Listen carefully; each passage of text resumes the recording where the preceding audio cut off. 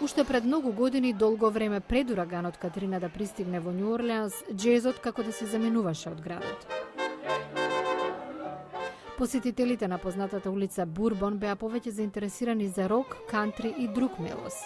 Сепак, оние кои дојдоа во Њу Орлеанс во периодот по природната катастрофа покажаа интерес за музичкото наследство на овој град. Пред неколку години Ирвин Мејфилд повторно го популаризира џезот на улицата Бурбон преку настапи во хотелот Ројал Сонеста. Мејфилд вели дека враќањето на џез музичарите кои побегнале од невремето и се преселиле во други краишта помогнало во заживувањето на жанрот.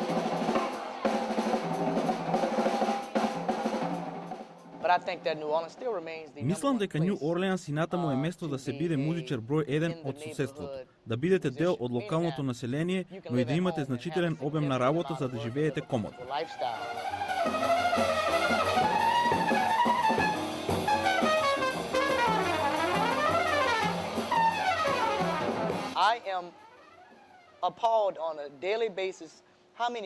Чудоневиден сум што секојдневно среќаваме нови приврзаници на џезот. Има посетители од најразлични места во САД, од светот, но и локално население.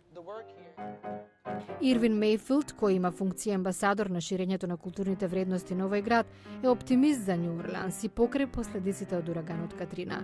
Тој додава дека музичарите, уметниците, готвачите и обичните граѓани ќе придонесат за заживување на ова место.